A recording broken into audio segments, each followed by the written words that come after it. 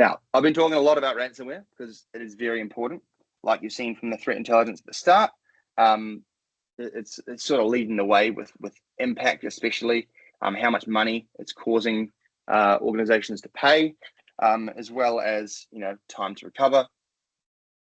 But we also see, this one's more of a newcomer, but we've seen a lot more of it, business email compromise or account compromise. You might have seen this in the news quite a bit over the last sort of 12, 18 months.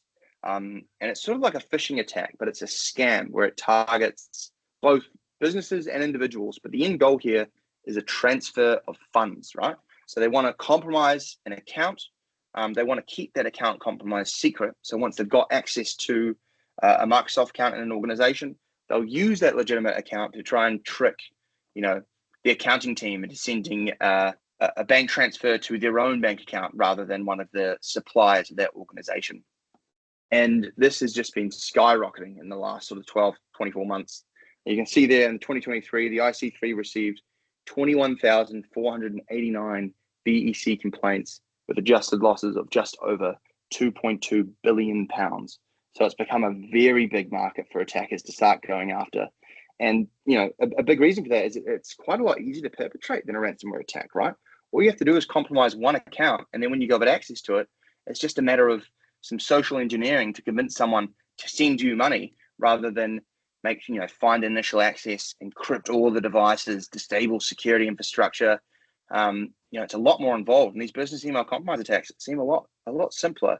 The loss is, a little bit less. The average loss for a BC complaint is about £105,000, but that's not insignificant, right? I can't imagine there's anyone on the call here that would want to accidentally send someone £105,000 because you thought it was a legitimate email.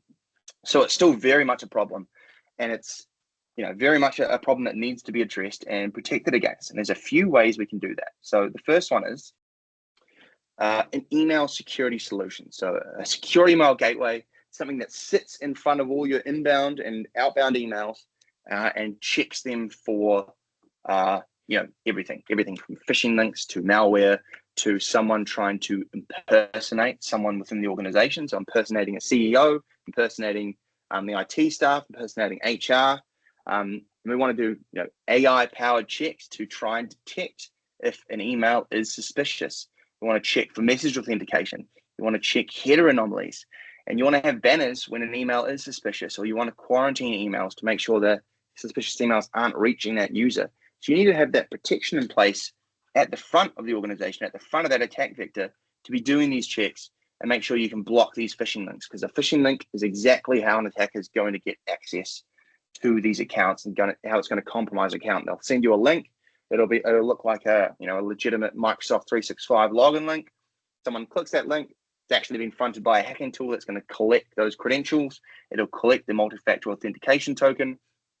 And then all of a sudden that attacker has got full access to a Microsoft account just because someone clicked on a phishing link. So you need a way to be able to monitor those phishing links coming in, make sure you can block as many of them as possible and have that protection first approach of something like a secure email gateway. Now, Sophos has one.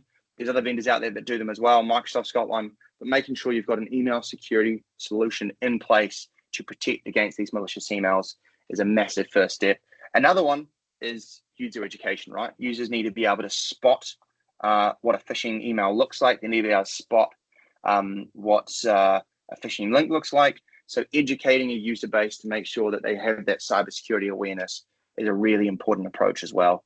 But at the end of the day, there's going to be, you're going to have users that maybe just aren't that good at spotting those things. There's going to be weak points in the net.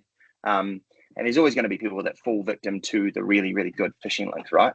So beyond that, you also need visibility of the activity within things like Microsoft.